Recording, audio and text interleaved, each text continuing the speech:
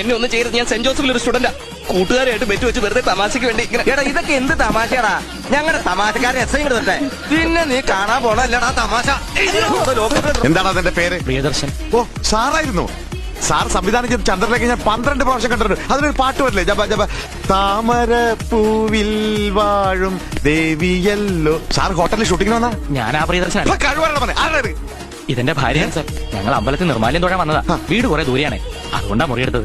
എടാ ഇത് ഭാര്യയും ഭർത്താവാണെന്ന് മനസ്സിലായോ? ഈ തൊപ്പി ഇങ്ങനെ സ്റ്റൈലായിട്ടിരിക്കുന്ന എനിക്ക് സൂചിക്കുന്നില്ലേ? അതിന് സാറല്ലേ ഇവിടെ? ഒന്നുമില്ല ഞാൻ ചെയ്തത്. സാറിന്റെ പേരെന്താ? കൃഷ്ണകുമാർ. ഇതോ രാധിക. രാധയ്ക്കും കൃഷ്ണനോട് ഹോട്ടലിൽ എന്താ പരിപാടി? സാർ ഉദ്ദേശിക്കുന്ന തരത്തിലുള്ള ഒരു ബന്ധവും ഞങ്ങൾ തമ്മിലില്ല. ഞാനൊന്നും ഉദ്ദേശിച്ചില്ലല്ലോ. നീ വല്ല ഉദ്ദേശിച്ചു? സാർ ഞങ്ങൾ റിയൽ ഫ്രണ്ട്സാ. അതെ കൃഷ്ണന്റെ റൂം എടുത്തേ. ഒരു ഡിസ്കഷന് വേണ്ടിയാണ് സാർ. സുകുമാരാ രണ്ടുപേരും ലോക്കപ്പി വാടാ. രണ്ടുപേരും 2 ലോക്കപ്പി കിടത്തിയാൽ മതി. അല്ലെങ്കിൽ നമ്മൾ പോയി കഴിയുമ്പോൾ അവർ ഡിസ്കസ് ചെയ്യും. എന്നെ മനസ്സിലായില്ലേ? ജാനുവിന്റെ മകൻ സുദർശനൻ. ഓ സുദർശനൻ. അതെ പുതുമനയിലെ പഴയ അടിച്ചു തളിക്കാരി ജാനുവിന്റെ മകൻ.